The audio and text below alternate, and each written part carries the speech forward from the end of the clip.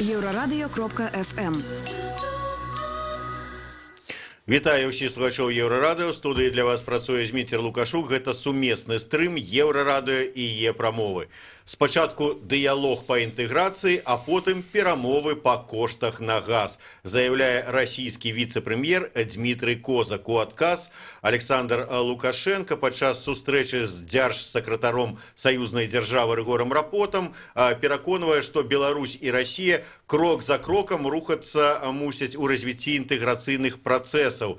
Гэта у адну дзяржаву гаварыць пра гэта, дакладней, як цытата правільна, гэтага аб'яднацца ў агульную дзяржаву сёння рабіць не трэба, нават размаўляць на гэтую тэму, заявіў сёння Александр Лукашенко. Што ж насамрэч адбываецца ў беларуска-расійскіх дачыненнях? Пра гэта мы і сёння і пагаворым з маімі гасцямі ў студыі. Гэта палітычны аналітык Валерый Карбалевич і кіраўнік Цэнтра стратэгічных і геапалітычных даследаванняў Арсеній Сівіцкі. Добрый дзень, шановнае гаспадарства.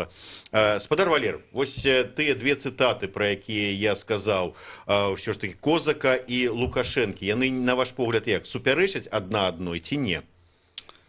Ну, бачыце, тут шмат так гаворыцца і шмат што хаваецца, што тут цяжка нават сказаць, што супярэчыць, што не супярэчыць. Значыць, заява Козака, яна вельмі важная. Пра тое, што акрамя нафты Расія выкарыстоўвае газавы шантаж, калісьці намякаў яшчэ былы амбасадар Бабіч. Вось Сямашка ў нядаўным інтэрв'ю «Расія-24» тэлеканал указаў, што на ўсе нашыя прапановы пра тое, каб весці перамовы пра кошт газу наступным годам, Расія маўчыць. Ну, вось Козак нарэшце перапыніў гэта маўчанне і заявіў тое, пра што ўсе здагадваліся, што Расія ўвязвае гэтае пытанне з пытаннем так званай паглыблення інтэграцыі. Нагадаю, што яшчэ 26 чэрвеня міністр фінансаў Беларусі Ярмаловіч, выступаючы ў палаце прадстаўнікоў, сказаў, што Расія ўвязвае пытанне крэдыту 640 мільёнаў з пытаннем інтэграцыі. То бок, як бы ўсё нарэшце стала на свае месцы. Расія прыпыняе ўсе датацыі Беларусі, увязваючы гэта ў адзін пакет і гатовы гэты пакет прадаць Беларусі ў абмен на тое, калі Беларусь пагодзіцца да інтэграцыі, то бок да аб'яднання. Што тычыцца гэтых словаў Лукашэнкі, ну бачыце, і Пуцін таксама кажа, мы ж не кажам пра аб'яднанне, мы кажам усяго толькі пра рэалізацыю дамовы аб саюзнай дзяржавы. Ну, прыкладна тое самае цяпер Лукашенко кажа. Але праблема ў тым, што рэалізацыя дамовы аб саюзнай дзяржавы фактычна азначае аб'яднанне, таму што гэтая дамова прадугледжвае стварэнне адзіных органаў улады, і мытні, і адзінай валюты, і канстытуцыйны акт, і парламент, і саюзная урад і так далей. Ну, гэта ўсе структуры інстытуты дзяржавы. Таму хітруюць як бы абодва бакі, не кажучы, не называючы сваімі рэчамі тое, што адбываецца. Арсеній, ось спадар Валеру згадаў гэтыя словы сённяшнія Александра Лукашэнкі, і ён там кажа Рыгору Рапоце пра тое, што маўляў, яны з Пуціным дамовіліся, вызначылі там нейкія межы, нейкія там сцяжкі, так бы мовіць, паставілі, якія пераходзіць нельга, што не трэба гэтую дамову саюзнай дзяржавы неяк там змяняць, пералапачваць і гэтак далей, і далей вот, ну, аб'яднання ніякага не будзе. І тут мы чуем там словы Козака, там, Медведева, іншых чыноўнікаў расійскіх. Атрымліваецца, што Пуцін з Лукашэнкай нібыта пра нешта дамаўляюцца, але расійскія высокія чыноўнікі іншую нейкую прасоўваюць мэту, то есть адно не супадае з другім, ці не слухаюць чыноўнікі, што кажуць кіраўнікі дзяржаў? Ну, мне падаецца, што гэта проста такі падыход да перамоваў. З аднаго боку, Пуцін як бы гуляе у такога добрага паліцэйскага, расійскі урад у злога, але тым не менш як бы зразумела стратэгічная інтэнцыя і намер Кремля так ці інакш інкарпораваць Беларусь у склад Расіі, як бы у рамках так званай саюзнай дзяржавы. І я бы не звяртаў увагі на тыя дамоўленасці, якія нібыта дасягнуты падчас сустрэчаў паміж Александром Лукашэнкай і Владимиром Путінам, таму што звычайна расійскі бок проста гэтыя дамоўленасці не выконвае. І на працягу апошніх гадоў мы можам прывесці шмат прыкладаў, калі расійскі бок проста не выконвае вось тыя дамоўленасці, якія дасягнуты персанальна паміж Александром Лукашэнкай і Владимиром Путінам. І ўсё ж такі трэба разумець і сутнасць палітычнай сістэмы улады ў Расіі, бо як бы гэта, па сутнасці, калектыўная сістэма ўлады. І я б сказаў, што Путін, ён, безумоўна, важны гулец, але не ўсё ад яго залежыць. І я б сказаў, што ён таксама залежыць ад гэтай сістэмы ўлады калектыўнай, якую ён выбудаваў, і сімвалам якой ён з'яўляецца. Таму, можа, не заўсёды трэба і з Пуцінам размаўляць, а з іншымі гульцамі. Але, наколькі я разумею, ёсць кансэнсус унутры расійскай эліты, унутры расійскай сістэмы. Па беларускаму пытанню ён як мінімум існуе з 2015 года. Ёсць розныя прычыны, як унутры палітычныя, так і геапалітычныя, чаму Крэмль спрабуе інтэграваць ці інкарпараваць Беларусь у свой склад, але, наколькі мы разумеем, гэта рашэнне было прынята яшчэ ў 2015 годзе. І гэта рашэнне, што ад, так сказаць, інкарпарацыі Беларусі не адкруціцца? Як бы гэта стратэгічны намер расійскага боку, і таму з 2015 года мы бачым, як Крэмль планамерна ўзмацняе ціск на Беларусь і на Александра Лукашенка асабіста у розных сферах. Перш за ўсё, у эканамічныя, але мы бачым, што і па іншых каналах таксама распаўсюджваецца ціск. Гэта і інфармацыйны канал, гэта і палітычны, і нават ваенны, калі казаць пра стварэнне груповак войскаў расійскіх узброеных сілаў на мяжы, разгортванне памежнай інфраструктуры. Гэта ж таксама ўсё можна разглядаць як крокі, накіраваныя на ўзмацненне ціску. Таму я б сказаў, што проста тое, што зараз адбываецца, Расія адкрыта дэманструе і фармулюе свой намер інкарпараваць Беларусь у свой склад, выкарыстоўваючы гэтую гульню слоў у так званую паглыбленую інтэграцыю. Спадар Валер, вы згодны з гэтым тэзісам Арсенія пра тое, што вось у элітах расійскіх дасягнута такая кансэнсус, і яны прынятае рашэнне стаць на той шлях, і як канчатковая мэта якога гэта інкарпарацыя Беларусі ў склад Расіі? Па-першае, я б сказаў, што ўсё ж у Расіі існуе такі ж персаналісцкі рэжым, як і ў Беларусі.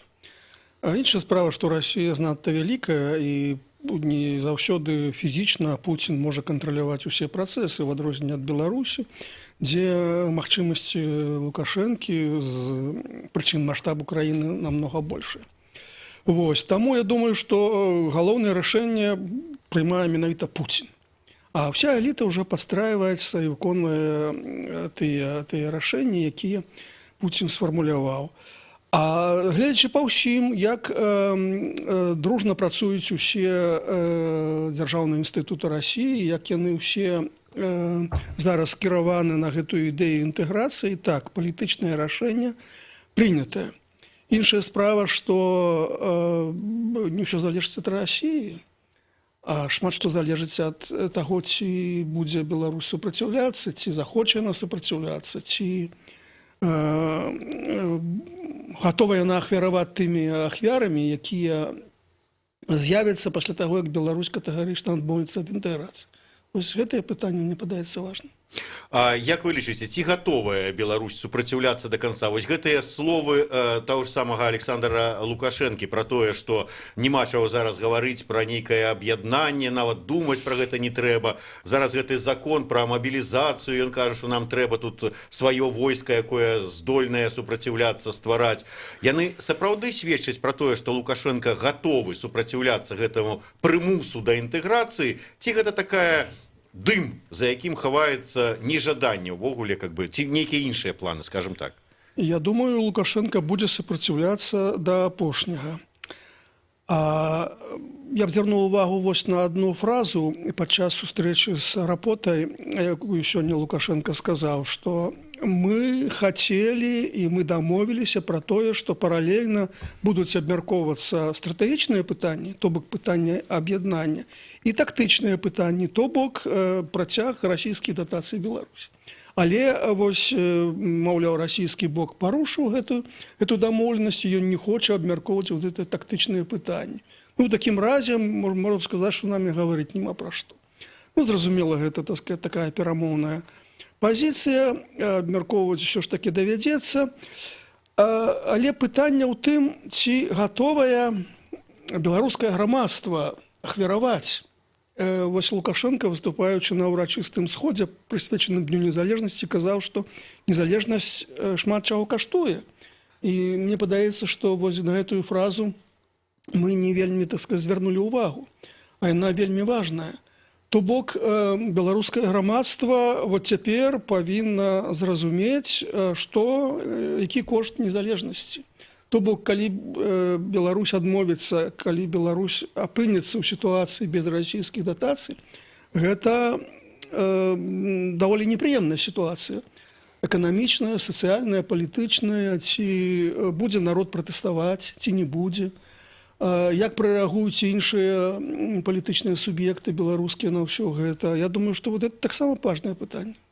Дарэчы, у сувязі з гэтым вось словы пасла Беларусі ў Расіі спадара Семашкі, кого узгадываў спадар Валеры, які сказаў, што калі скончыцца дапамога Расіі, расійскай датацыі, то нам тут ўсё, маўляў, мы тут і Беларусь ледзь не памрэ. Гэта на якую аўдыторыю скіравана? На беларускую, так вот, рыхтуе яе да цяжкасці? Мне здаецца, што гэтыя заявы накіраваны на расійскую аўдыторыю, і спадар амбасадар Семашка спрабуе эксплуатаваць вось тыя стэрэатыпы,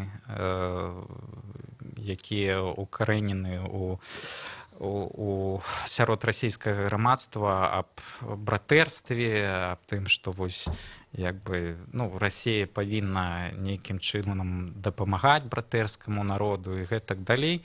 Але зразумела, што эфектыўнасць такіх заяў яна нулявая, таму што Расія прыняла прынцыповае палітычнае рашэнне. І дзеля таго, каб гэтае рашэнне рэалізаваць, я маю аб'яднанне з Беларусю, выкарыстоўваюцца розныя інструменты ціску, у тым ліку эканамічнага. Таму мне падаецца, што добра паспрабавалі яшчэ раз, таму што гэта не першы час, калі спадар Семашка кажуць пра вось гэтыя негатыўныя наступствы для Беларусі. Але я не бачу ніякіх шансаў, што мы здолеем нейкім чынам такімі вось заявамі расійскі бок пераканаць. Замест гэтага трэба было на працягу апошніх 5 гадоў, таму што ну, мне падаецца, з 2015 года было зразумела, што Расія мяняе свой падыход да стасункаў з Беларусю, і трэба было проста займацца эфектыўнай дыверсіфікацыяй Я эканамічных і выбачаюся, палітычных перервемся на стасункаў. невялічкую паузу. Я нагадаю, Арсеній Сівіцкі, Валерій Карбалевич, Дмітрий Лукашук у студії «Сумісний стрим» Єврорадіо є промови.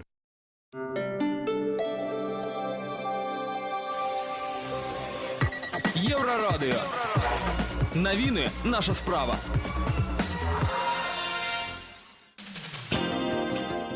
Вітаю, у студыі Святлана Адзінец, каротка пра асноўныя падзеі. Беларусбанк папярэджвае суайчыннікаў пра новую схему махлярства. Зламыснікі выкарыстоўваюць метады сацыяльнай інжынерыі.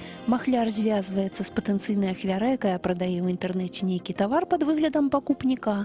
Прапануе ўнесці заклад і просіць перадаць яму рэквізіты банкаўскай карты прадаўца ці смс-код. Для атрымання грашовага пераводу зламыснік можа даслаць спасылку на несапраўдны сайт банка з падробным адрасам. У выніку ён атрымлівае доступ да інтэрнэт-банкінгу прадаўца, і з рахункаў прадаўца знікаюць грошы. Таму Беларусбанк звяртаецца да сваіх кліентаў і просіць іх быць пільнымі.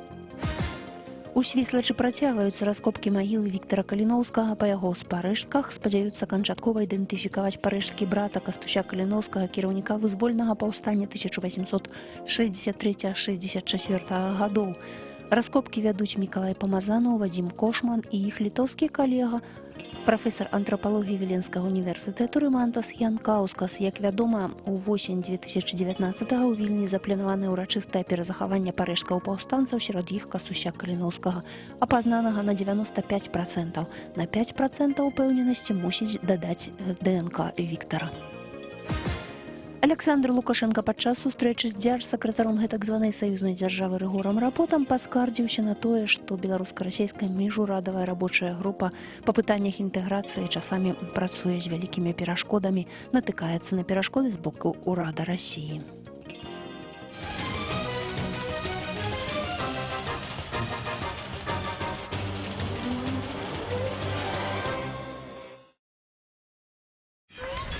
Еврорадио.FM. Вяртаемся ў студыю Еўрарадыё. Гэта сумесны стрым Еўрарадыё і Е-прамовы, падчас якога разам з палітолагамі Валерыем Карбалевічам і Арсеніем Сівіцкім мы абмяркоўваем сённяшні стан беларуска-расійскіх адносінаў. Спадар Валерый, мы ўжо гаварылі пра тое ў першай частцы нашай праграмы, пра тое, што фактычна, от і Лукашенко сказаў, што няма пра што гаварыць яму падчас наступнай сустрэчы з Пуціним. Сустрэча будзе 17-18 ліпеня. То, можа, і не варта ехаць туды, калі няма пра што гаварыць? Ведаеце, тут такая дзіўная, трохі цікавая сітуацыя. Адбываецца такі доўгі перамоўны марафон, які пачаўся фактычна год таму. Две сустрэчы ў Сочы, потым сустрэча ў Магілёве, потым сустрэча ў Санкт-Петербургу, потым перад Новым годам у Крамлі на адным тыдні две сустрэчы, потым трохдзённы саміт у Сочы у лютым, потым, дзе яшчэ сустракаліся ў Кітаі, а Пуцін прыязджаў на закрыццё еўрапейскіх гульняў, і як бы выніку няма. Пра адно і тое ж людзі абмяркоўваюць уже цэлы год. І здавалася б, у чым праблема? Дамовіцца аб тым, што яны не дамовіліся, разышліся, і кожны ўжо будуе сваю палітыку, сыходзячы з таго, што не дамовіліся. Аднак не. У адносінах Беларусі і Расіі, у адносінах Пуціна і Лукашенка яны зноў і зноў сустракаюцца, зноў і зноў абмяркоўваюць тыя ж пытанні, зноў і зноў не дамаўляюцца, але як бы не могуць, што называецца, расстацца, як закаханыя людзі, якія, так сказаць, і расстацца не могуць, і жыць не могуць разам. Это такая дзіўная сітуацыя, таму я не думаю, што не варта сустракацца, я думаю, будуць сустракацца яшчэ зноў і зноў і з тым жа самым вынікам. Арсеній, а от ваше меркаванне, зараз сустрэча будзе у Санкт-Петербургу 18-го. Ці могуць пра што-небудзь дамовіцца, ці як вы правільна сказалі, правільна, неправільна, ваше меркаванне, што яны там могуць хоць да нечага дамовіцца ці не дамовіцца, але вырашаюць па выніку, склалася такая сітуацыя, што не зусім яны, ці не ўсё яны? Ну так, сапраўды, хутчэй за ўсё, аб чымсьці дамовіцца, і гэта будзе зафіксавана на рытарычным узроўні. Але калі казаць пра практычныя моманты, то, безумоўна, тут ніякага прагрэсу чакаць не варта. Чаму? Таму што нават калі мы кажам пра эканамічны блок паглыблення інтэграцыі, на якім, дарэчы, настойвае менавіта беларускі бок. Так. Спачатку эканоміка, а потым пагаворым. А потым пагаворым. Усё роўна усе вось гэтыя праблемныя пытанні, напрыклад, як кампенсацыя за падаткавы маневр, кошты на газ. Гэта ўсё прывязана да пытання ўвядзення адзінай валюты. Таму што без адзінай валюты немагчыма адзіная фінансавая і падаткавая палітыка. Расія прапаноўвае рабіць кампенсацыю за падаткавы маневр праз механізм так званых негатыўных акцызаў нашым нафтаперапрацоўчым заводам. То бок да нафтавага пытання прывязана пытанне паставак газу ў Беларусь.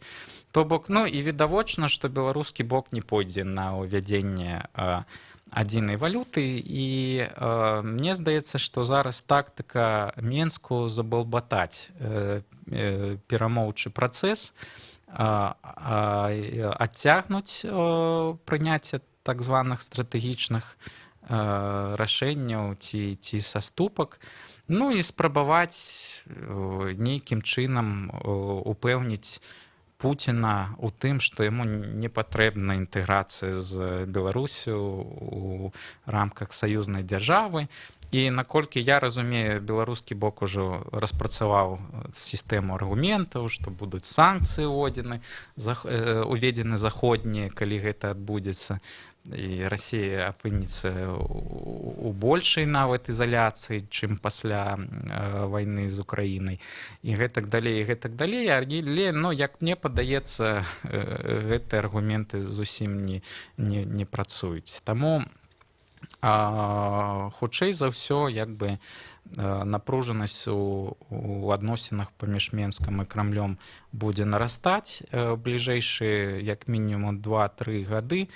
Ну, наколькі я ведаю, крамлёўскія стратэгіі, яны збіраюцца падрыхтаваць увесь фундамент палітычны, ідэалагічны і інстытуцыйны да 2020 года, каб потым можна было запусціць гэты працэс аб'яднання з Беларусю ў рамках саюзнай дзяржавы, а ў 2024 годзе гэта дзяржава павінна быць створана з усімі атрыбутамі інстытуцыйнымі, сімвалічнымі, ідэалагічнымі і гэтак далей. Таму, ну, хутчэй за ўсё, для нас гэта будзе даволі складаныя годы, і я таксама не бачу ніякіх падстаў, каб казаць пра тое, што Александр Лукашенко пойдзе на пэўныя стратэгічныя саступкі. Ну і відавочна чаму, таму што ён мае такі даволі сур'ёзны перамоўчы досвед з Расіяй, і асабліва апошнія годы сведчаць пра тое, што калі ты дамаўляешся з Крамлём пра штосьці, гэта не дае 100% гарантыі таго, што гэтыя дамоўленасці будуць выкананы потым Крамлём. Спадар Валер, вот і вы, і Арсеній кажаце пра тое, што Александр Лукашенко будзе да апошняга супраціўляцца гэтым намаганням з расійскага боку паглыбленню інтэграцыі ці інкарпарацыі Беларусі ў склад Расіі. Але вот калі выканаецца тое, што пра што кажа віцэ-прэм'ер Козак, калі не будзе, пакуль няма інтэграцыі там ці дамоўленасці пра інтэграцыю, то не будзе перамоў па коштах на газ, атрымліваецца, не вызначыцца ні кошт на газ, ці там ні кошт на нафту, там кошты крэдыты не дадуць і гэтак далей. Чаго чакаць? Ну, варта чакаць, што Беларусі давядзецца жыць без расійскіх датацый. Гэта даволі балючая сітуацыя. Па ацэнках эканамістаў расійскія датацыі складаюць сёння каля 10% валавога ўнутранага прадукта. Вось, ну так, гэта значыць, трэба зацягваць паясы. І грамадству, і насельніцтву, і дзяржаўнаму бюджэту. Ну, але, як кажуць, любы крызіс – гэта ёсць сітуацыя, калі можна шукаць новыя выйсці. Таму рана ці позна гэта павінна было здарыцца. І, значыць, Беларусі давядзецца новую стратэгію будаваць. Это значыць, што Беларусі давядзецца перабудоўваць беларускую сацыяльную мадэль, якая была аптымальнай для ўтрымання ўлады Александром Лукашенком. Вось, гэта балюча для насельніцтва, балюча для ўлады, балюча для асабіста Лукашенку. Але, ну, калі сапраўды гэта здарыцца, то давядзецца гэта рабіць. Праўда, я не ўпэўнены да канца, што Расія не гатова ісці на нейкі кампраміс, што яна ўжо абсалютна вызначылася з гэтай мэтай і будзе да канца даціскаць. І вось гэтая рэпліка Сямашкі, што Беларусь не вытрымае падатковага манеўра, она не такая уж бессэнсоўная. Это сапраўды спроба расчуліць, разжалабіць Расію. Але аргумент тут такі: калі ваш бліжэйшы саюзнік будзе ў сітуацыі эканамічнага калапсу, то, прабачце, гэта ўдары па вам. Гэта ўдар па Еўразійскім эканамічным саюзе, які Масква стварыла, і яна абяцала ўсім саюзнікам, што ў выніку гэтага саюзу як бы ўсе будуць квітнець. А тут у выніку Беларусь уступіла ў саюз і раптам трапіла ў сітуацыю эканамічнага калапсу. Ну, гэта, як бы, што называецца, рыкашэт удару па іміджу і самой Расіі. Таму не зусім я б сказаў, што такія ўж глупыя гэтыя заявы Сямашкі. Але вот вы сказалі пра тое, што такая фраза у вас была, што але ці гатова беларускае грамадства трываць усе гэтыя вось такія выпрабаванні, ваше меркаванне гатова? І это ж не ад нейкага там ворага, нейкага фашыста заходняга, а тут же ж нібыта ад свайго брата, расіяніна. Цяжка сказаць, ніхто зараз не можа сказаць, што як будзе рэагаваць беларускае насельніцтва. Таму што вот сапраўды задаюць пытанне не толькі вы, іншыя журналісты. Што рабіць Лукашэнку, калі значыць, будуць абрэзаны расійскія датацыі? Праблема ў тым, што пытанне, што рабіць, узнікае толькі тады, калі беларускае насельніцтва пачне пратэставаць неяк. Насельніцтва, эканамічныя суб'екты, номенклатура. Калі ўсе будуць маўчаць, то пытанне, што рабіць, увогуле не паўстае. Маўчаць і цярпець, што называецца. Як па-беларуску ў тым анекдоце. Можа, так і трэба, да? Спачатку была муліла, а потым працэсаваўся, і сядзець на гвоздзі можна і далей.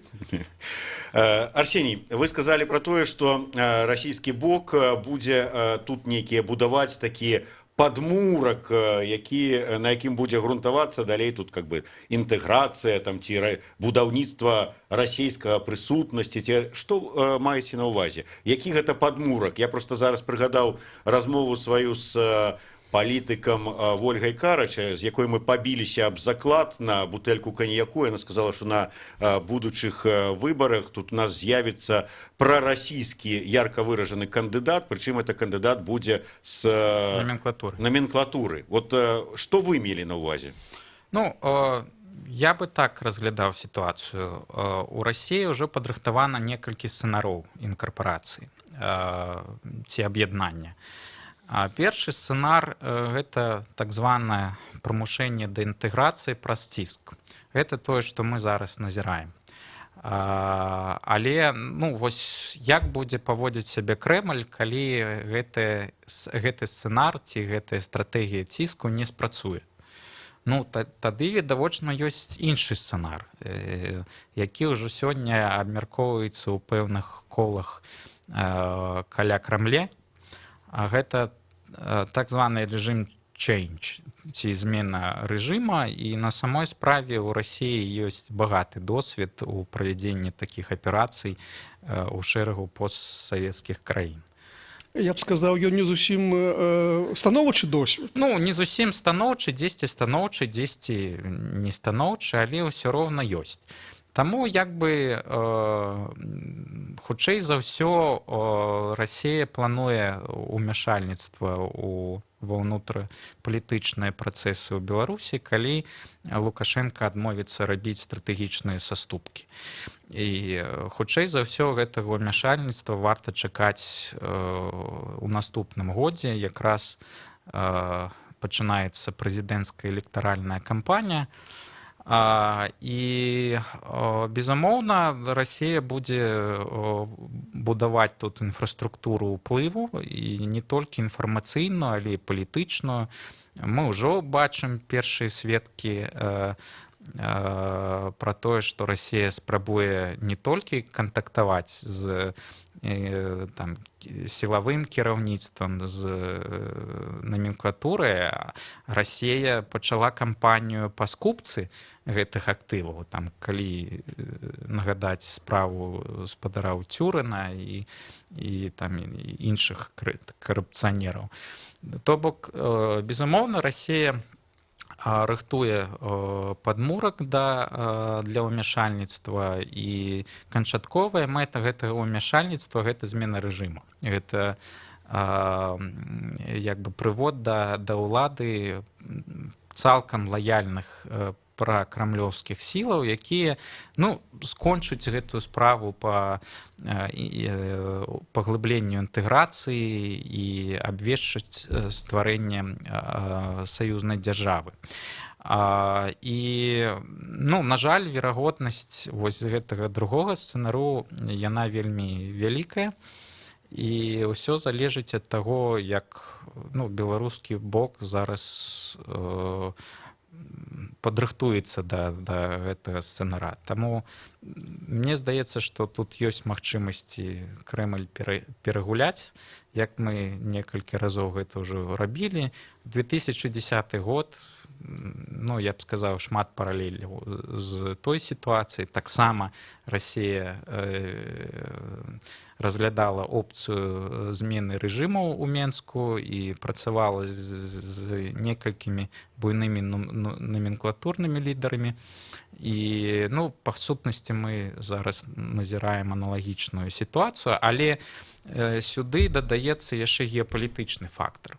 Вот, дарэчы, пра геапалітычны фактар. Як вы лічыце, спадар Валерый, ці не дапаможа нам перайграць у гэтай гульні Крэмль і Пуціна, і номенклатуру расійскую, прапанова Владзіміра Зяленскага? Вот калі раптам сюды прыедзе Трамп, а тут мы, тут беларуская незалежная краіна, пляцоўка перамоўная, і пагроза страціць гэтую незалежнасць, суверэнітэт, перамоўную пляцоўку. Можа быць, это дапаможа нам?